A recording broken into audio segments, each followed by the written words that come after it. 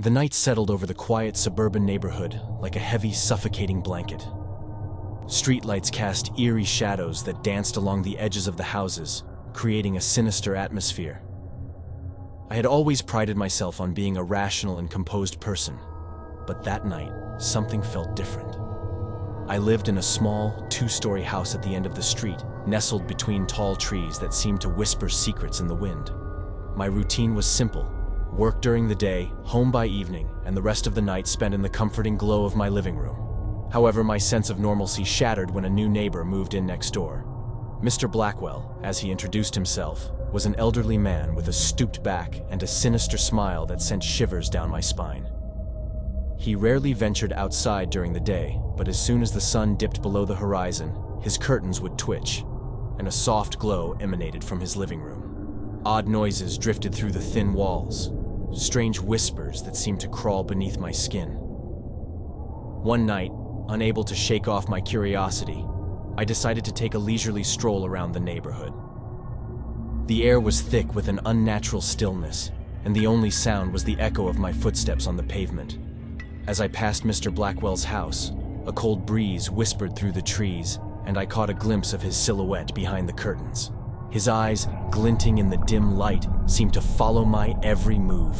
Unease settled in the pit of my stomach, and I quickened my pace, glancing over my shoulder to find Mr. Blackwell's front door slightly ajar. A soft creak echoed through the night as the door opened wider, revealing the dark abyss of his home. Against my better judgment, I approached cautiously, drawn by an inexplicable force. The interior of Mr. Blackwell's house was as peculiar as its owner. Antique furniture covered in dusty sheets lined the hallway, and flickering candles cast dancing shadows on the peeling wallpaper. The air was thick with an acrid scent, a mixture of dampness and decay. My heart pounded in my chest as I ventured further into the dimly lit labyrinth. I reached a room at the end of the hallway, its door slightly ajar. A guttural sound emanated from within, sending shivers down my spine. Pushing the door open, I was met with a sight that would haunt my nightmares for years to come. The room was filled with an array of grotesque masks, each one more unsettling than the last. In the center of the room, Mr. Blackwell stood, his sinister smile now twisted into a grotesque grimace. As his eyes locked onto mine, the masks began to whisper in unison, their voices a cacophony of malevolent laughter. Panic set in, and I stumbled backward, desperate to escape the nightmarish scene. The door slammed shut behind me, trapping me in the suffocating darkness. I could feel Mr. Blackwell's presence closing in, his whispers growing louder. The masks seemed to mock me as I fumbled in the dark, searching for an exit. The air became heavy with a malevolent energy, and just as I thought I would succumb to the darkness, the door creaked open, releasing me from the clutches of that unholy place. I stumbled out into the cool night air, gasping for breath. The lights in Mr. Blackwell's house flickered ominously, and as I looked back, his silhouette vanished from the window. The neighborhood returned to its quiet facade, but I knew that behind those curtains lurked a darkness that defied explanation. From that night on, I avoided Mr. Blackwell and his sinister house, but the whispers of the masks haunted my dreams. The once familiar streets now held a chilling undertone, a constant reminder that sometimes the greatest horrors are hidden behind the facade of normalcy.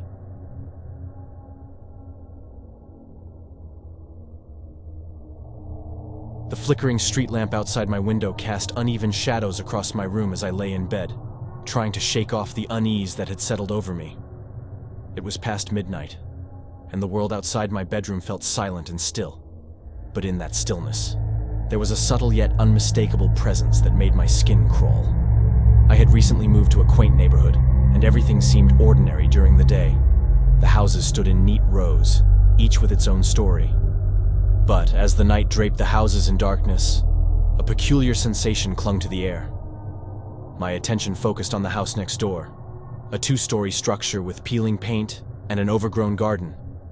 Mrs. Thornton, my elderly neighbor, had welcomed me with a warm smile, but there was something off about her demeanor. She spoke in hushed tones, her eyes darting nervously as if she carried a heavy secret.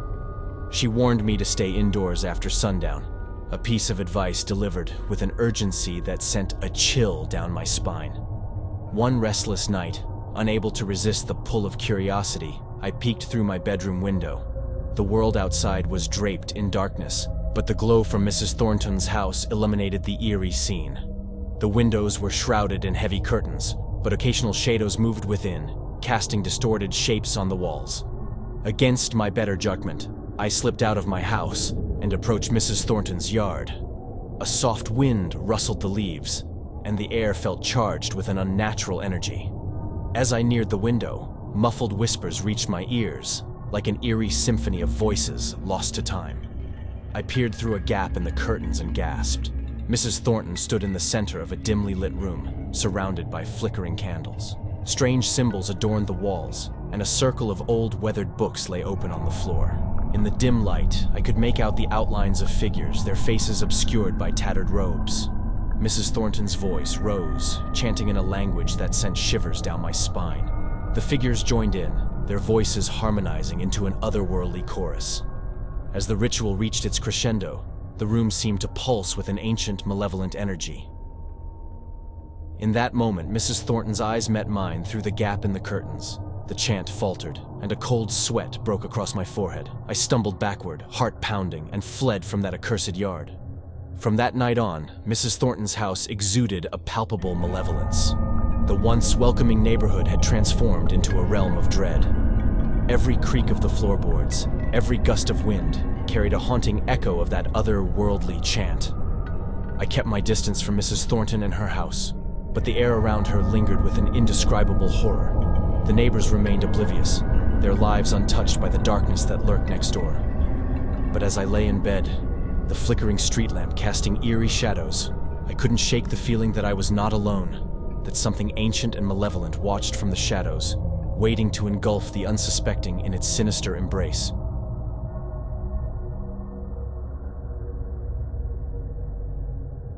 The night settled over the suburban neighborhood like a thick fog, and I found myself drawn to the eerie glow emanating from Mr. Holloway's house next door. He was the kind of neighbor who never quite fit in, a recluse with an unsettling demeanor that sent shivers down my spine.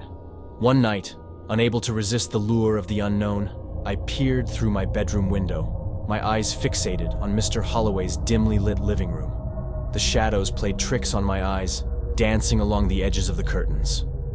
But what I saw made my blood run cold. Mr. Holloway, his silhouette distorted in the low light, moved with a deliberate slowness. He was arranging dolls on a small table, each one eerily lifelike. Their glassy eyes seemed to follow his every move, and as he spoke in hushed tones, the dolls' heads turned in unison, fixating on a point just beyond the window. A chill crept up my spine as I watched the bizarre spectacle unfold. The room echoed with an unsettling melody, a haunting tune that seeped through the walls. My heart pounded in my chest as I tried to make sense of the surreal scene playing out next door. Unable to resist the inexplicable pull, I found myself tiptoeing across the dew-kissed grass, drawn to Mr. Holloway's front door. It stood slightly ajar, inviting me into the unknown. The air inside was thick with a musty odor, and the haunting melody grew louder, wrapping around me like a spectral shroud. I followed the sound to the basement, where an oppressive darkness awaited. The wooden stairs groaned beneath my weight as I descended into the abyss. The basement was a labyrinth of forgotten relics and dusty memories. Antique furniture draped in tattered sheets lined the room, and the haunting melody reached its crescendo. In the center of the room, surrounded by flickering candles, Mr. Holloway stood with outstretched arms. The dolls from the living room were arranged in a circle, their lifeless eyes now alight with an unnatural gleam. The melody, now a dissonant symphony, echoed through the cavernous space. As Mr. Holloway's gaze met mine, a malevolent grin twisted his features. The dolls, animated by an unseen force, began to advance. Panic seized me, and I stumbled backward, racing up the stairs and out into the night. I never spoke of that night, but the haunting melody lingered in my nightmares. Mr. Holloway remained an enigma, a neighbor whose secrets were better left undiscovered. And as the neighborhood slept, I couldn't escape the feeling that the doll's glassy eyes still followed me, carrying the weight of an unspeakable horror that lurked just beyond the veil of reality.